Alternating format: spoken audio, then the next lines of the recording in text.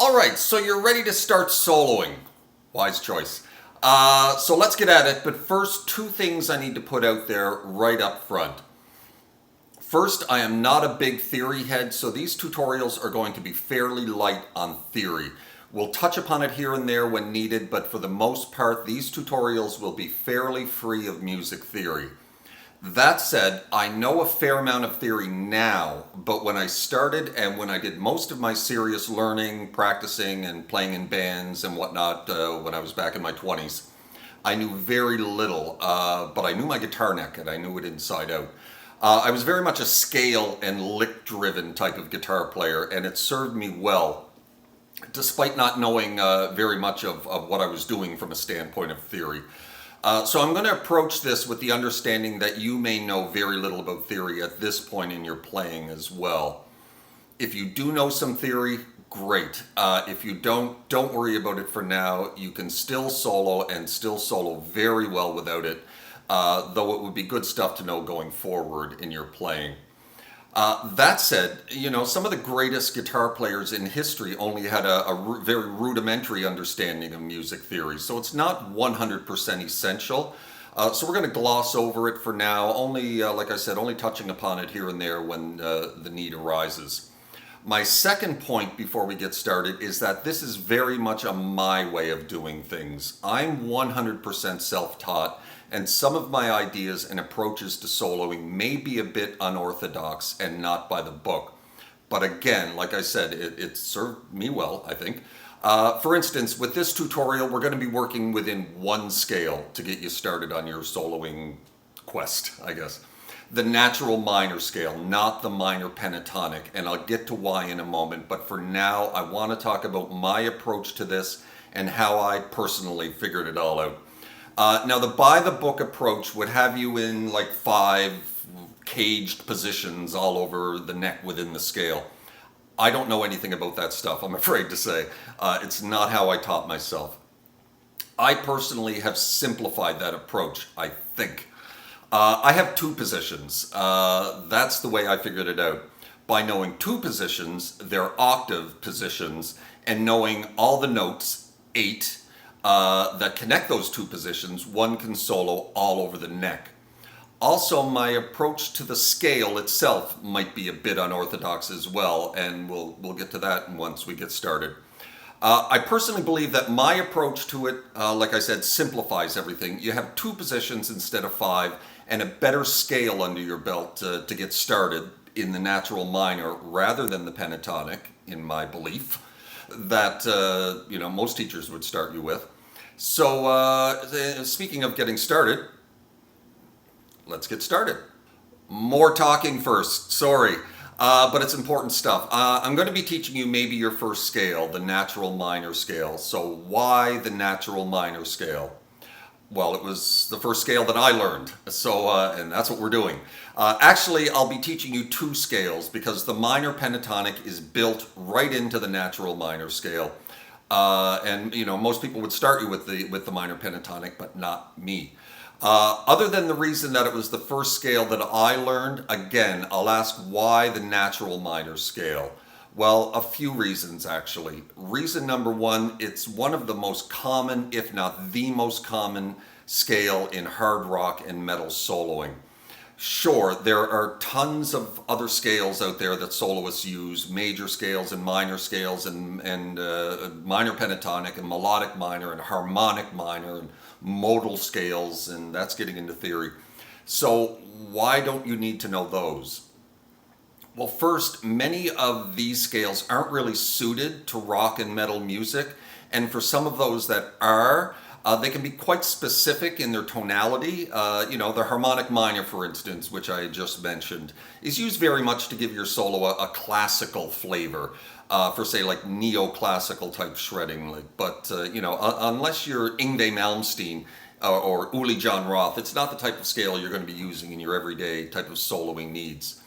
If you want to learn some of these scales going forward, great. It'll only expand your arsenal. But for getting started, the natural minor is really all you need. Some players go their entire careers and never leave the natural minor scale. hell, some players never leave the minor pentatonic. You know, there's a hell of a lot one can do with 5 notes or 7 notes in the case of the natural minor. Reason number 2 is that it's a very versatile scale when it comes to legato work and trills and bending notes and quickly shifting into other scales if you wish. Much more so than the minor pentatonic, I think. Reason number 3, it has more notes than the minor pentatonic, and in my opinion, more notes are better. It's a diatonic scale, which means it has 7 notes instead of 5, which the minor pentatonic has. Reason number 4, it has the minor pentatonic built right into it for all those great classic minor pentatonic licks that you've heard 1,000 times. You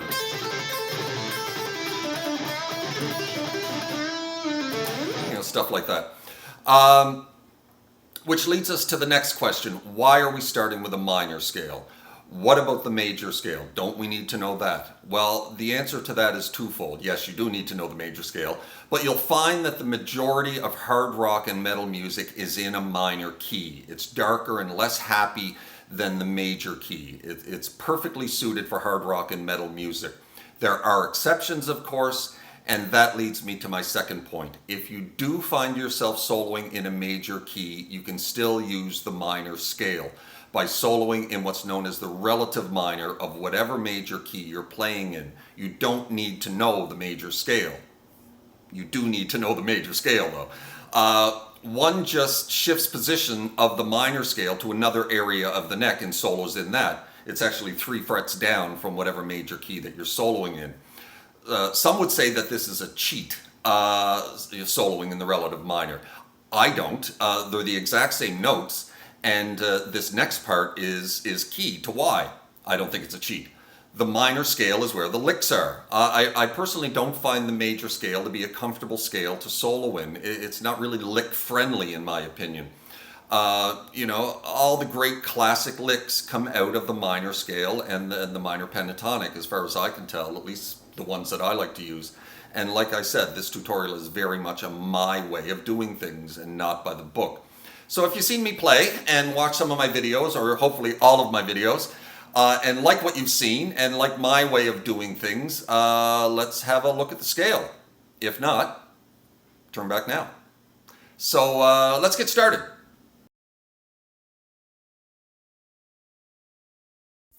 All right, so the scale, the natural minor scale. I know I said that I wasn't going to start with the minor pentatonic, but I'm going to start with the minor pentatonic because it may be a scale that you already know because it is kind of like the first scale that most people learn.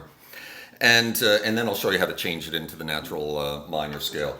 So the minor pentatonic, we're going to work in A because it's right here in the middle of the neck, and it's a common key for metal and hard rock music. So the minor pentatonic is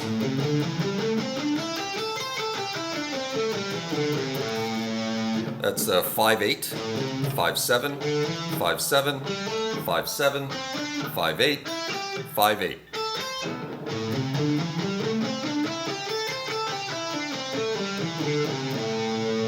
If you don't know that, learn it and practice it up and down. And so we're going to turn that into the natural minor scale by adding 2 notes.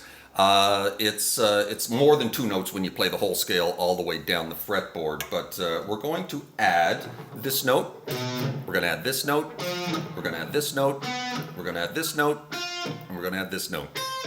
No, we're not. We're going to add this note. So this is the natural minor scale.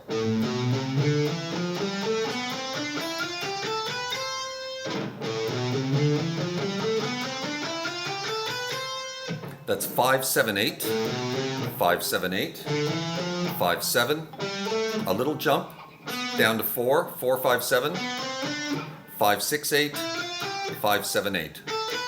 That little jump down might give you a little bit of trouble if you're a beginner, but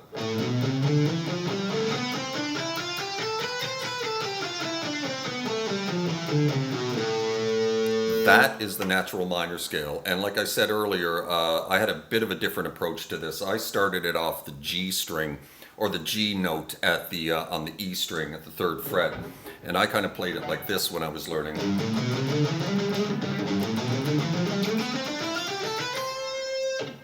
Kind of going that way instead of up and down. Which is really good for getting your pinky in the mix and really good for legato work like that. And I think it's important to use your pinky, even though there are a lot of guitar players who don't. But that's kind of was my approach. This.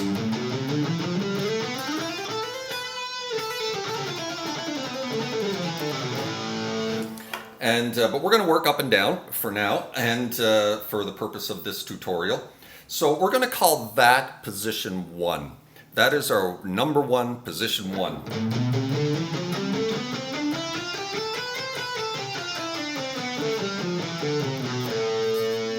Learn that scale, practice it up and down like that. Now, position 2 is going to be right here at the 12th fret.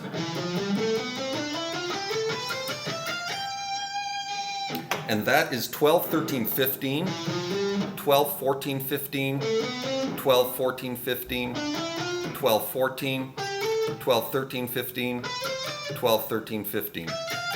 And that is a really good little wheelhouse for soloing. Great little wheelhouse for soloing right there. And that we're going to call position 2. Now, the octave of that is down here at the neck.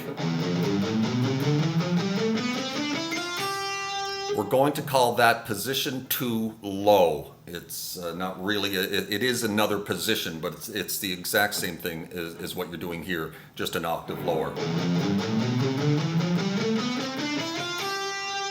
So that's 0, 1, 3, 0, 2, 3, 0, 2, 3, 0, 2, 0, 1, 3, 0, 1, 3.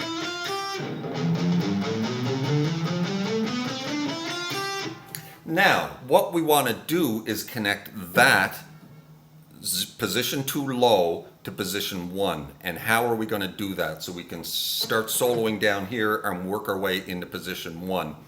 Well, there's actually no notes in between position 2 low and position 1.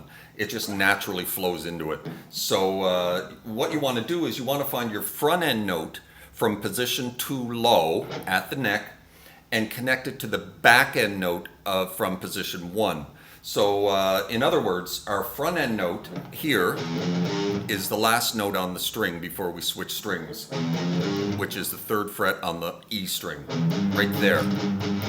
Now our back end note from position 1 is the 1st note, right there at 5 on the E string. So we got to connect 3 to 5. It just connects. There's no notes in between.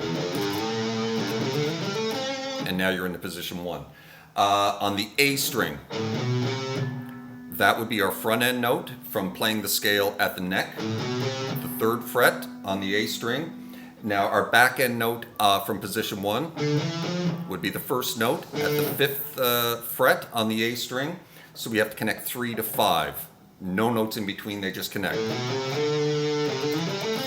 And now you're into position 1 from soloing down here. Not a whole lot of soloing going on up here on these notes on the lower strings, but you get my point.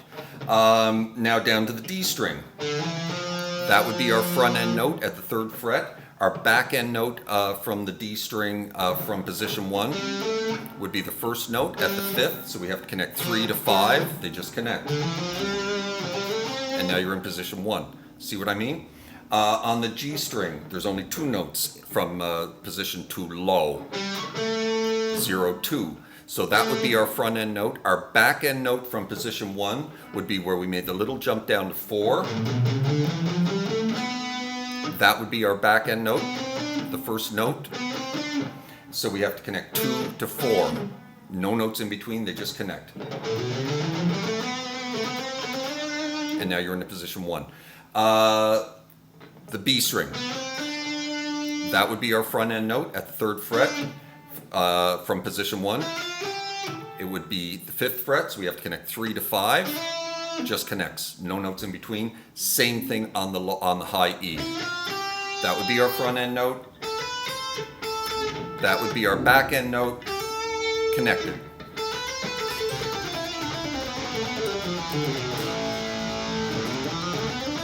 They just connect from this position to this position. Everything just connects without any notes in between. I hope that was clear. Now you want to move that up here into the soloing areas above the 12th fret. We go to position 2, and you want to connect that to what I'm going to call position 1, the octave of that up here at the 17th fret, another really great place for soloing, which is just the octave of this. Up at the 17th fret, 17, 19, 20, 17, 19, 20, 17, 19, 16, 17, 19, 17, 18, 20, 17, 19, 20.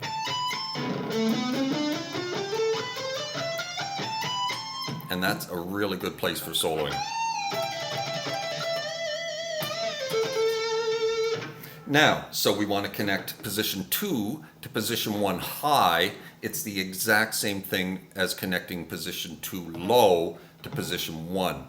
No notes in between. So you're soloing here in position 2, which is a great place to solo in the natural minor scale, and you want to connect that and get up here to the higher register. It's the same as down here, no notes in between. You take your front end note and you connect it to your back end note from position 1 high, and it just flows into each other.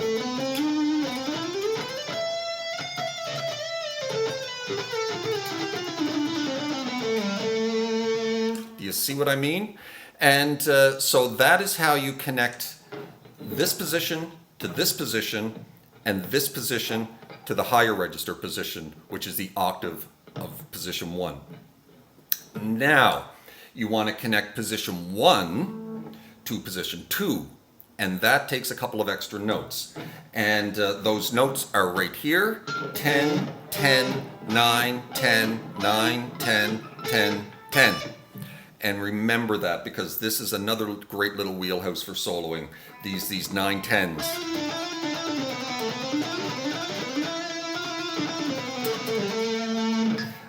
So position 1,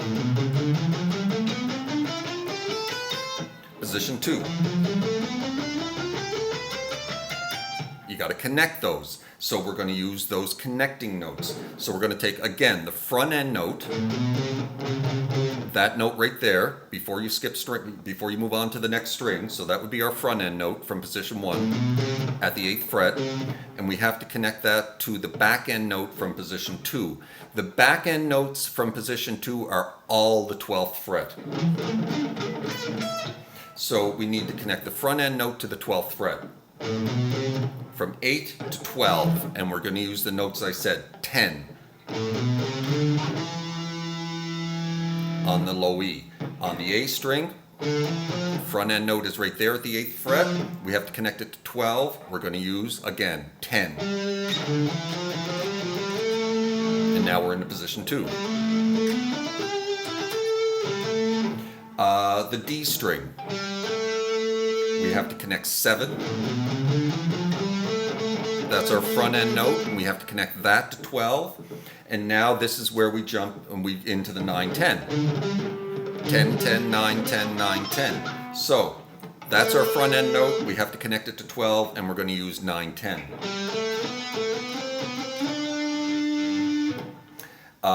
The G string. That's our front end note at the 7th fret. We have to connect that to 12. And again, on this string, we're going to use 9 10. And now we're into position 2.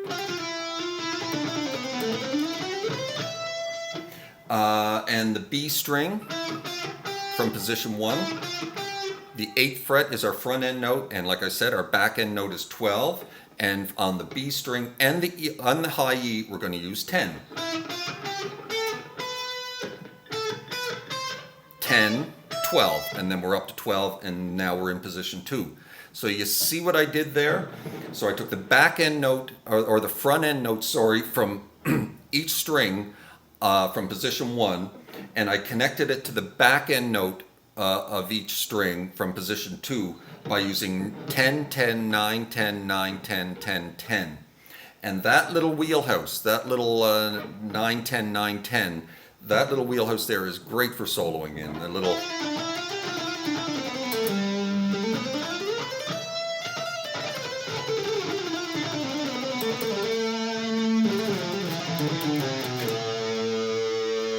So by knowing those little connector notes that connect position 1 to connect position 2, the 10, 10, 9, 10, 9, 10, 10, 10, you can solo in this little area as well. And I'm sure that is considered one of the boxes, one of the positional boxes, but it's not the way I figured it out. I figured it out as connecting notes from connecting position 1 to my main position 2. So from what I've just shown you, you can go from here, the lowest note on the E string to the highest note on the high E by using this kind of system of connecting these two positions in and their octaves. You can.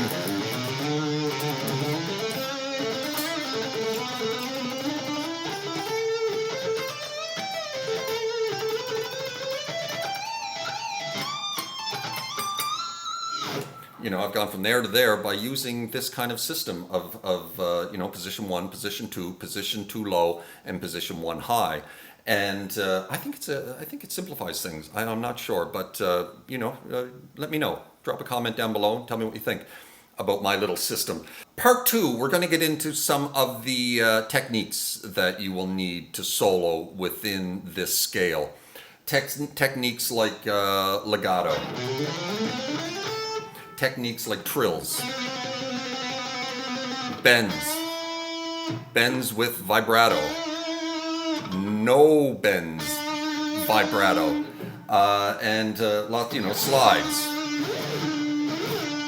slides in and out, and lots of other stuff. So, and then in part 3, we'll look at some of the licks from this scale.